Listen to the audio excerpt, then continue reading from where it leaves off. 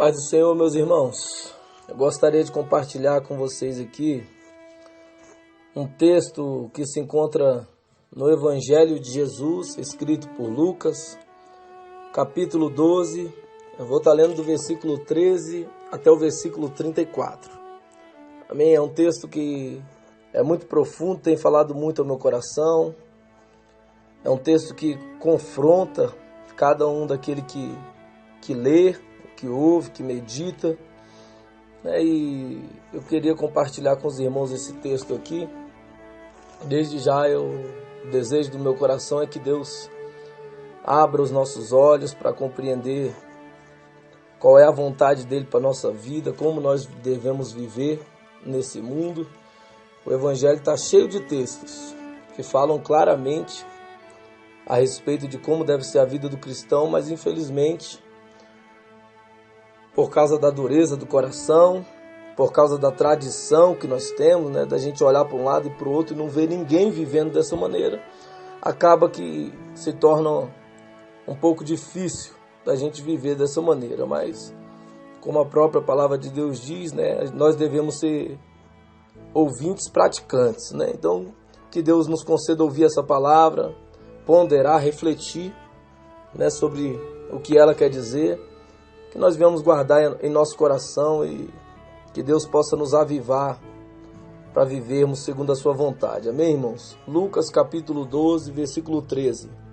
Diz assim: Nesse ponto, um homem que estava no meio da multidão lhe falou: Mestre, ordena a meu irmão que reparta comigo a herança.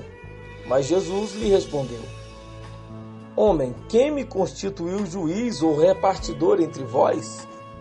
Então lhes recomendou: Tende cuidado e guardai-vos de toda e qualquer avareza, porque a vida de um homem não consiste na abundância dos bens que ele possui. Lê até aqui, irmãos, tentar explicar esse pedaço aqui e depois a gente continua lendo. Jesus, mais uma vez, ele estava arrodeado de uma multidão de pessoas, no início aqui do capítulo 12, a Bíblia diz que, posto que miríades de pessoas se aglomeravam, a ponto de uns aos outros se atropelarem, passou Jesus a dizer, antes de tudo, aos seus discípulos. Então, ele inicia dizendo que havia miríades de pessoas. Esse miríades de pessoas aqui, ele quer dizer mais de 10 mil pessoas, ou uma grande multidão estava seguindo Jesus. E sempre que eu vejo esses textos, irmãos, que havia uma grande multidão seguindo Jesus, eu sempre me lembro do texto de João capítulo 6. Logo após Jesus ter multiplicado os pães e os peixes, a Bíblia diz que uma grande multidão vai até Jesus, começa a procurá-lo, E em um certo momento eles encontram Jesus. E falam para Jesus: Senhor, nós procuramos o Senhor, por onde o Senhor andou?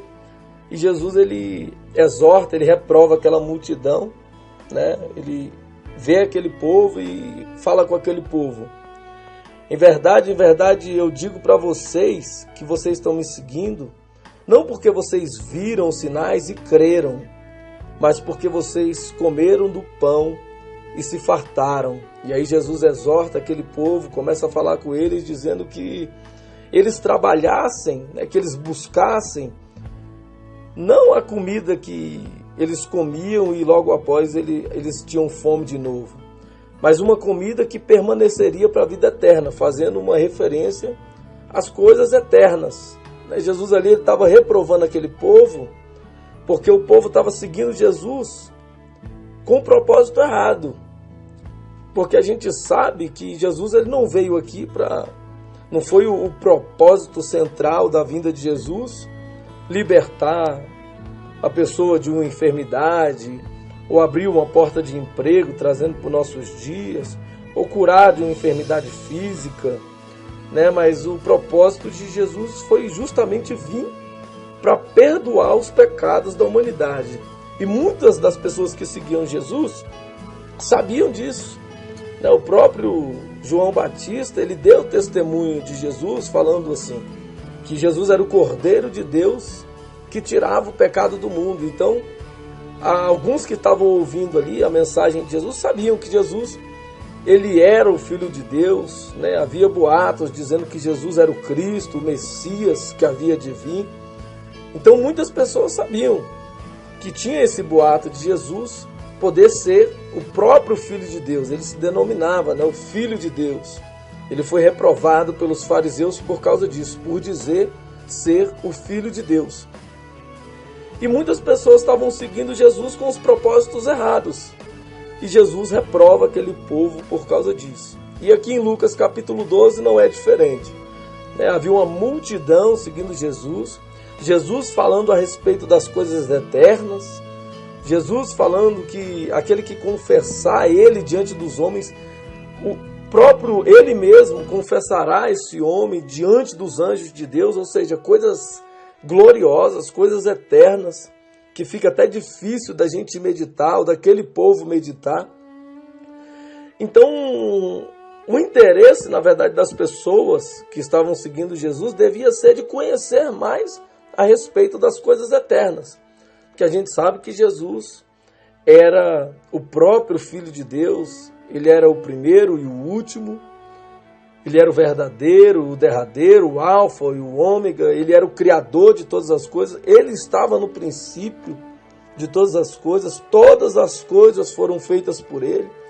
Então qualquer pessoa em sã consciência que compreendesse que Jesus era o Filho de Deus, ele ia ter o interesse no seu coração de perguntar a respeito de coisas eternas, de coisas que nenhum homem saberia responder, somente Jesus, porque ele veio de Deus. E muitas pessoas seguiam Jesus por esses motivos pequenos, cura física. Esse homem agora que a gente acaba de ler aqui, no capítulo 12, versículo 13, ele chega até Jesus, né? Mesmo sabendo que Jesus era o Filho de Deus, que era eterno, que tinha resposta a respeito de coisas eternas, ele vem até Jesus, trazendo para Jesus uma causa terrena, uma causa pequena, né? Falando para Jesus: Senhor, ordena ao meu irmão que reparta a herança comigo. Né? E Jesus, ele também reprova aquele homem naquele momento. E Jesus agora ele vai começar uma parábola, né? Que é a parábola que eu gostaria de estar meditando com os irmãos, falando a respeito de um homem, que a maioria das Bíblias aqui vão traduzir esse homem como o rico insensato. Vamos estar lendo aqui então, a partir do versículo 16. Diz assim, ó: E lhes proferiu ainda uma parábola, dizendo: O campo de um homem rico produziu com abundância, e arrazoava consigo mesmo, dizendo: Que farei, pois não tenho onde recolher os meus frutos? E disse: Farei isto: destruirei os meus celeiros, reconstruí-los-ei maiores, e aí recolherei todo o meu produto e todos os meus bens. Então direi à minha alma: Tens em depósito muitos bens para muitos anos, descansa, come, bebe e regala-te. Mas Deus lhe disse: Louco, esta noite te pedirão a tua alma, e o que tens preparado, para quem será? Assim é o que entesoura para si mesmo e não é rico para com Deus. Irmãos, olha só que interessante. O que mais me chama a atenção nessa parábola, irmãos, é que o que muitas pessoas chamam esse rico de rico insensato, eu acredito que o mundo chamaria ele de rico prudente. O rico prudente. Por quê, irmãos? Jesus ele vai falar sobre a avareza. Ele vai iniciar no versículo 15: Tende cuidado e guardai-vos de toda e qualquer avareza. Só que quando ele vai falar da avareza, ele cita um caso de um homem que era um homem trabalhador. A Bíblia não fala que ele recolhe os seus celeiros ali, o mantimento nos seus celeiros de maneira ilícita. A Bíblia não fala que era um homem que roubou, que roubava, que furtava.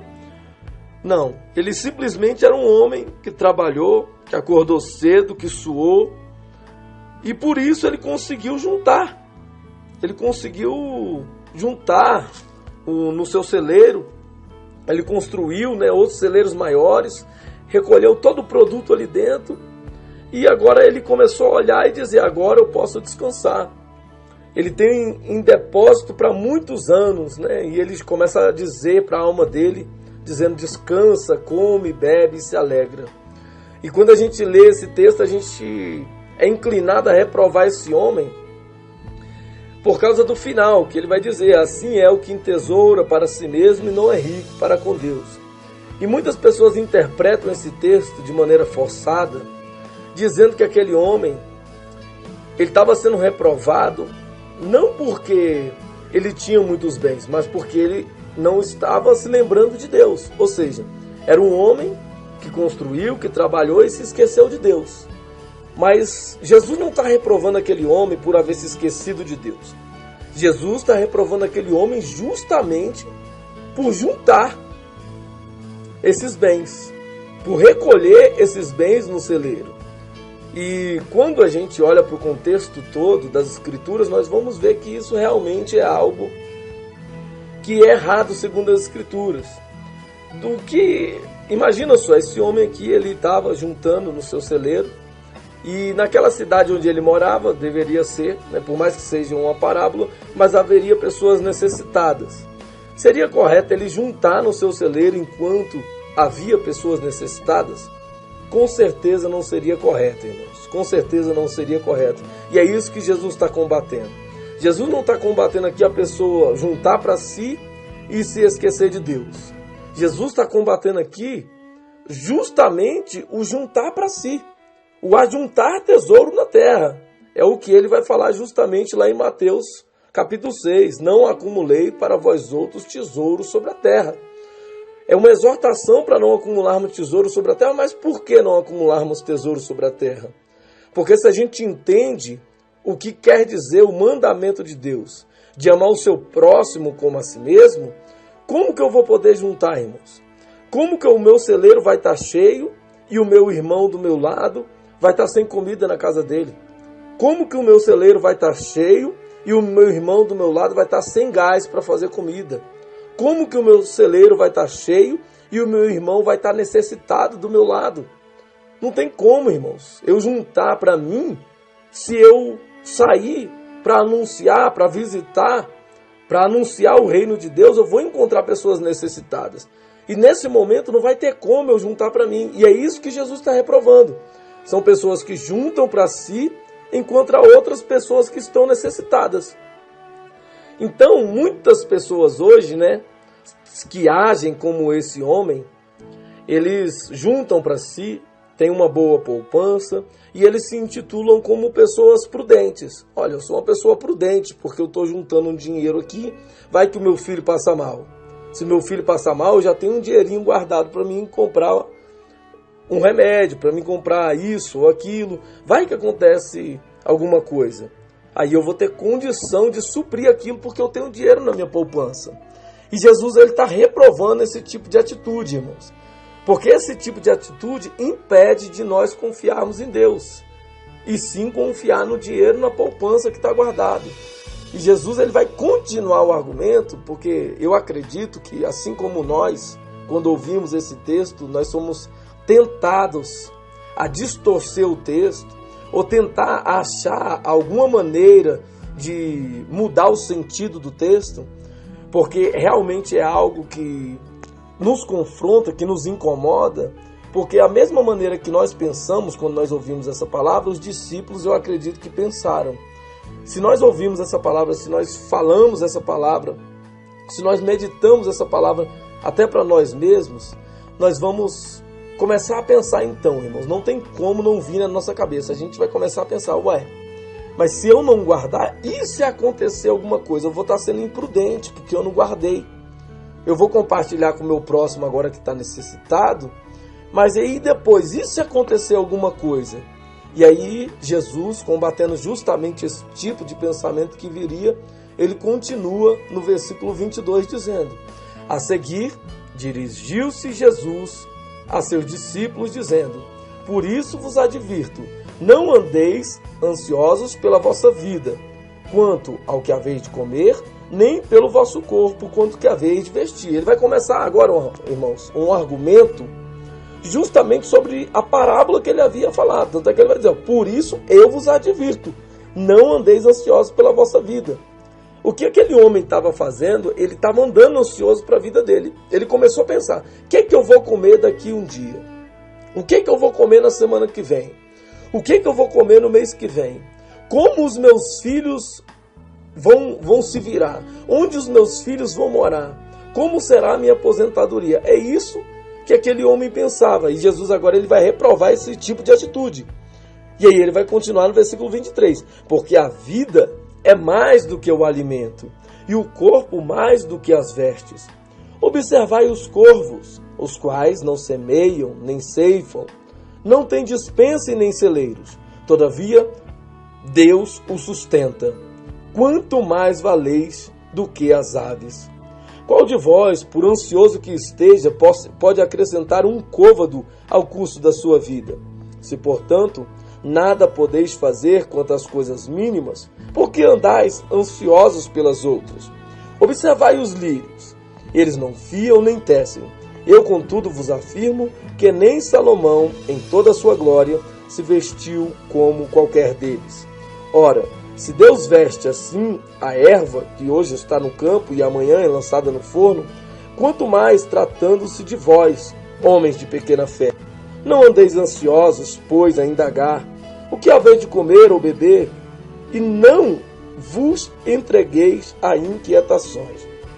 Irmãos, esses dois textos que a gente leu até agora, são dois textos que a nossa tradução forçada dele, a primeira, que é do homem que ajunta para si, a nossa tradução forçada, né? Quando a gente lê, quando a gente está de coração duro, o primeiro é o quê? É falar, não, aquele homem ele juntou para si, mas se esqueceu de Deus.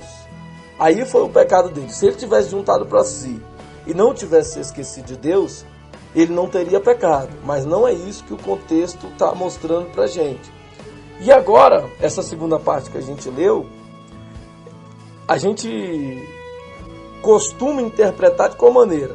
Eu vou começar a dizer, não andeis ansiosos pelo que haveis de comer, pelo que haveis de vestir. Aqui, algumas pessoas interpretam dizendo o quê? Que quando eu estiver passando por uma situação adversa, quando eu estiver passando por um momento de dificuldade, não fique ansioso, descanse em Deus. Deus pode prover, Deus sabe que você necessita dessas coisas. Mas na verdade, não é isso que o contexto quer dizer. O contexto aqui está tudo ligado. Jesus estava falando sobre um homem que juntava, exortando para não juntar. E agora ele vai falar, as pessoas que não estavam recebendo essa exortação poderiam pensar, Senhor, mas se eu não juntar, como é que vai ser o dia de amanhã? Aí Jesus vai e exorta, olha, o dia de amanhã vocês não precisam se preocupar, porque o Senhor vai cuidar de vocês. Porque as pessoas poderiam dizer, Senhor, mas e se acontecer isso, e se acontecer aquilo? Eu não vou ter nada estocado, eu não vou ter um dinheiro na poupança se eu compartilhar com meu irmão que está necessitado agora. E aí? E aí Jesus então ele conforta o coração daqueles que estavam ouvindo a sua mensagem e ele começa a dizer, observai os lírios, eles não fiam, nem tecem. Eu, contudo, vos afirmo que nem Salomão, em toda a sua glória, se vestiu como qualquer deles. Ora, se Deus veste assim a erva, que hoje está no campo e amanhã é lançada no forno, quanto mais tratando-se de vós, homens de pequena fé. Ou seja, descansam, vocês não vão juntar, vocês não vão ter guardado, mas descansam, compartilhe o que você tem.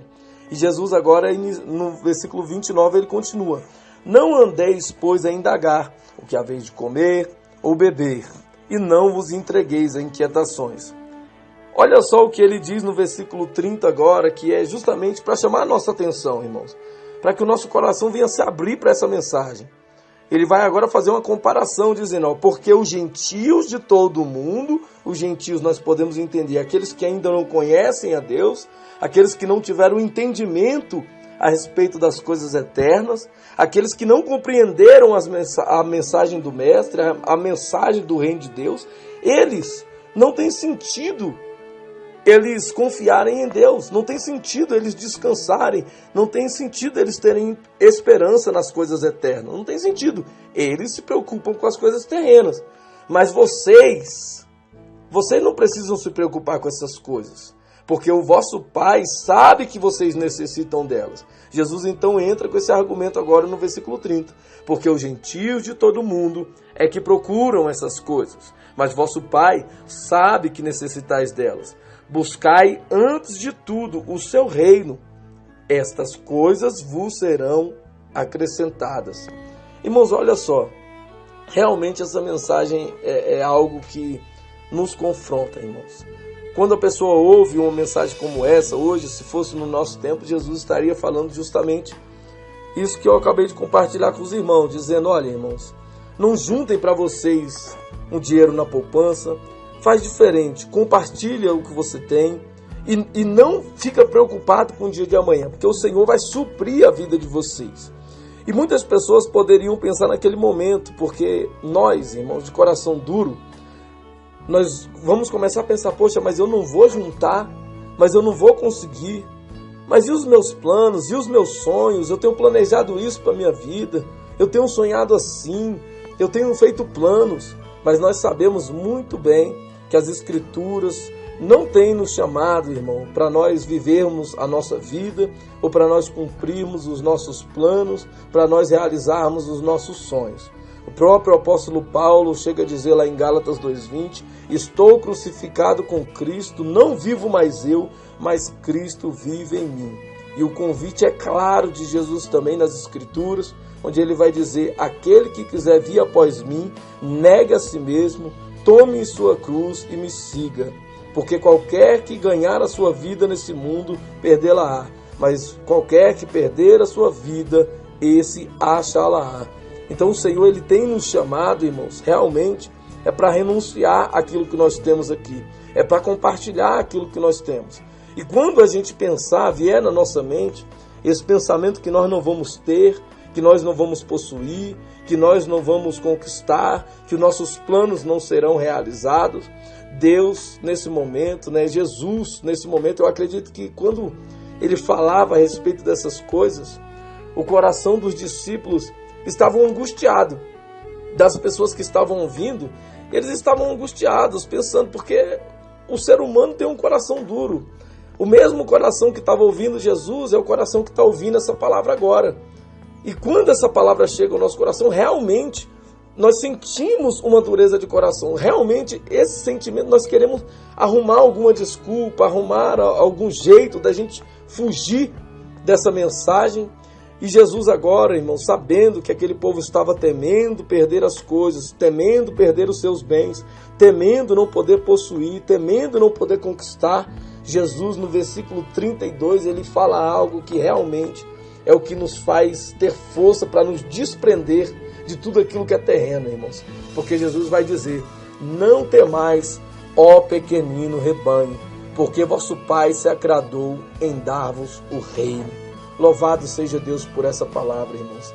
Jesus aqui nesse momento, ele fala algo, irmãos, que eu peço ao Espírito Santo que nos faça compreender a grandiosidade dessa palavra que Jesus diz. Não temais, ó pequenino rebanho, porque vosso Pai se agradou em dar-vos o reino. Jesus estava falando aqui o que ele havia falado para aquele jovem rico, irmãos. E o jovem rico não compreendeu. Ele falou para o jovem rico, vai, vende as coisas que você tem, dá aos pobres e me segue. E aí você vai ter um tesouro no céu. Jesus está falando a mesma coisa para os seus discípulos agora. Ele está dizendo, olha, vocês vão compartilhar, vocês não vão conquistar, vocês não vão ter na terra, mas vocês vão receber o reino dos céus. Vocês vão receber um tesouro que não se acaba. E é o que ele vai concluir agora no versículo 33. Agora ele afirma o que ele vinha querendo falar o tempo todo. Ele começa a dizer, vendei os vossos bens e dai esmola. Irmãos, eu vou ler esse texto novamente. Olha só, vendei os vossos bens e dai esmola. Jesus estava falando isso aqui, irmãos, justamente para cada um de nós. Para cada um de nós. Por que nós não devemos juntar, irmãos? porque nós devemos contribuir, nós devemos dar esmola, nós devemos dar esmola hoje, é o compartilhar com os irmãos mais necessitados, é compartilhar com aquele que não tem, com o faminto, com aquele que não tem uma moradia, é compartilhar com aqueles que estão à margem da sociedade, é nos gastar para fazer a obra de Deus, que realmente, irmãos, se a gente for parar e sair das quatro paredes, né, que muitos que congregam ainda dentro de um templo, né, eles têm tempo para tudo. Ele tem tempo para trabalhar durante a semana, né? Durante a semana não dá para fazer a obra por causa do trabalho, que é muito cansativo. Quando chega no sábado é para descansar, para tirar para ficar com a família. E domingo é o domingo de ir para a igreja, o domingo que a pessoa vai para a igreja de manhã, vai para a igreja à noite, e segunda retorna para a rotina de novo de trabalho. E como eu disse, não pode fazer a obra porque durante a semana é muito cansativo, tem que trabalhar. Mas não é isso que o Senhor Jesus nos ensina, irmãos. Realmente, se a igreja, se os irmãos em Cristo hoje despertarem, abrir os seus olhos, eles vão parar de ser tão consumistas, eles vão parar de ter posse para si mesmo e eles começarem a visitar os mais necessitados. Eles vão começar a fazer a obra de Deus. Eles vão ver que não tem como reter para si. Eles vão ver que realmente não tem como manter o seu dinheiro na poupança. É o que o apóstolo João vai escrever lá em 1 João 3,16, onde ele diz: nisto conhecemos o amor, que Cristo deu a sua vida por nós e nós devemos dar a nossa vida pelos nossos irmãos.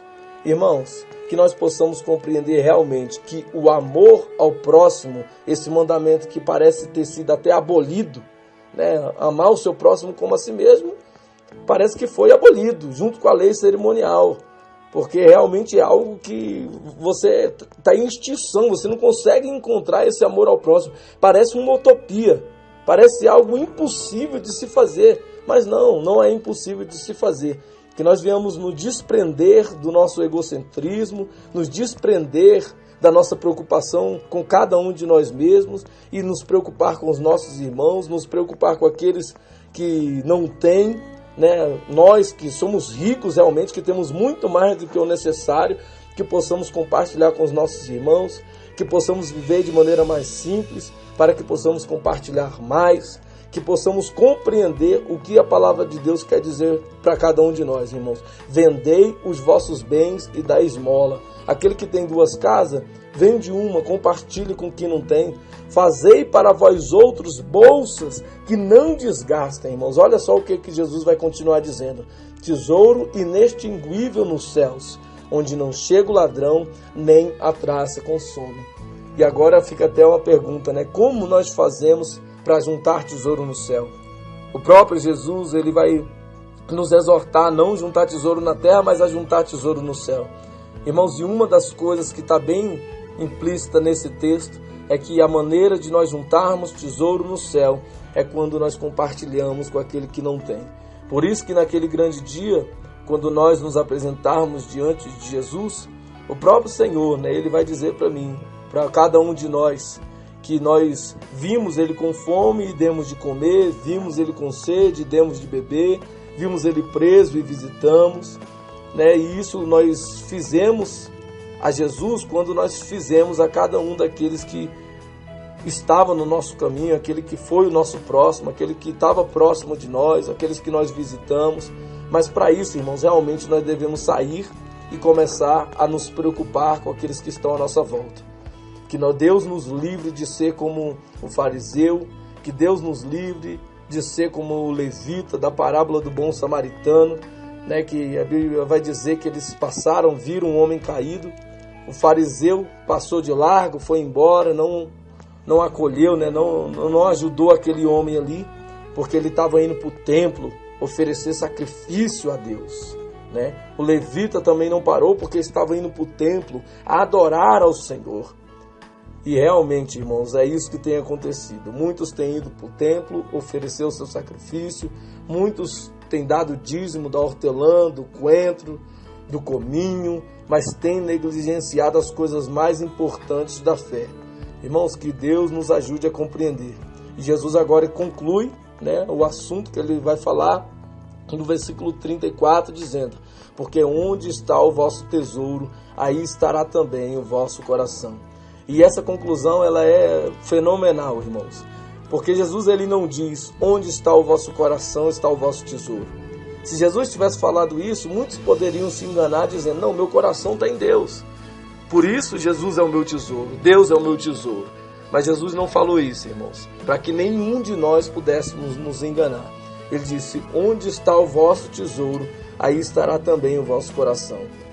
Sabe o que Jesus estava querendo dizer, irmãos? Olha para a tua vida, faz uma análise da tua vida. Quais são as coisas que você tem conseguido? Quais são as coisas que você tem dado prioridade na tua vida? É comprar o teu carro novo? É ter um bom emprego? É passar no concurso público? É ter a casa própria? Irmãos, realmente é porque o teu coração tem estado nessas coisas. Realmente é porque o teu coração tem estado nessas coisas. Mas se o teu tesouro está nas pessoas que você tem visitado, medita nisso. Quantas pessoas você tem visitado por semana? Quantas pessoas você tem discipulado, tem ensinado o Evangelho? Quantas pessoas você tem cuidado, você tem pastoreado? Quantas pessoas você tem contribuído, você tem compartilhado aquilo que você tem? Quantos necessitados você tem alimentado? Quantas pessoas você tem ajudado durante a tua vida? Irmãos, que essa palavra realmente possa ficar em nossos corações, que nós possamos entender qual é o propósito de ser cristão, né? Que nós possamos romper com a tradição, que nós possamos romper com o sistema religioso e simplesmente viver realmente para a glória de Deus, compreendendo o que é amar a Deus sobre todas as coisas e o nosso próximo como a nós mesmos. Essa mensagem fica no nosso coração, que nós possamos fazer parte do reino de Deus realmente, não só de palavra, nem de língua, mas de fato e de verdade. Que Deus em Cristo abençoe cada um dos irmãos, reflitam nessa palavra, que Deus abençoe, irmão. Fica na paz. Abraço a todos.